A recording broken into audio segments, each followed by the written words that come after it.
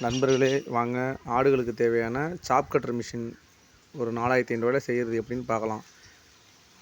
இந்த டோர் வந்து இந்த காய்கறி போடுவோம்ல, அதுக்குள்ள எடுத்தது. சும்மா ஒரு 40 ரூபா தான். இந்த பிளேடு பார்த்திங்கன்னா அந்த கிராஸ் கட்டிங் மிஷின் இருக்குல்ல, அந்த பில்லு வெட்டுவாங்கள்ல, அந்த மிஷினில் உள்ள பிளேடு. ஆனால் வந்து பட்டறையில் கொடுத்து துவைச்சது. ஏன்னா அப்போ தான் ஷார்ப் ஏற வெட்டுன்ட்டு அதில் கொடுத்து துவைச்சோம். கிளியர் ஏரியாவில் விடுறோம் பாருங்கள் எப்படி கட் பண்ணுதுன்னு. அந்த தண்டுக்கிட்டு எல்லாமே ஈஸியாக கட் ஆகிடும். அதனால் வந்து ஆட்டுக்கு வேஸ்டேஜ்ன்றது தண்டுக்கிட்டு எல்லாமே சாப்பிட்றோம் ஆடு மிச்சம் வைக்காமல். இதுக்கு முன்னாடி நேப்பியர் அடித்தோம், அதில் அதை வீடியோ எடுக்கலை. இப்போ இது விடுறது ஜிஞ்சா பில்லு. வேஸ்டேஜ் ஆகாமல் ஆடு வந்து, ஏன்னா பல்லால் நிறைய கடித்து இழுக்க முடியாது, இழுத்தா தானே வெளில வந்து கொட்டும். அதனால் இதாகிடும். நேப்பியர் வந்து இன்னமும் பொடிசாக வெட்டும். அந்த ஜிஞ்சா பில்லு ஓரளவுக்கு இது கொஞ்சம் லேசாக இருக்கிறதால விடுது. அந்த நேப்பியர் வெட்டிருக்கேன் பாருங்கள் எப்படி புடிசாக.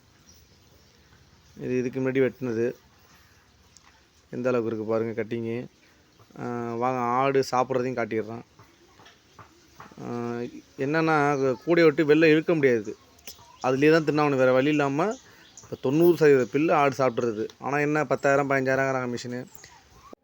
நண்பர்களே வாங்க, இந்த மிஷினுக்கான மொத்த செலவு பார்க்கலாம். இந்த ஃப்ரேம் வந்து ஒரு 2500 மோட்ரு ஆஃப் கச்சிபி வந்து சயின்ஸில் எடுத்தது வந்து ஒரு 1500. ஆனால் 1 கச்சிபியில் போட்டால் நல்லாயிருக்கும். அந்த பிளேடு வந்து ஒரு 350 வாங்கினது. அதை துவைச்ச செலவு ஒரு 200.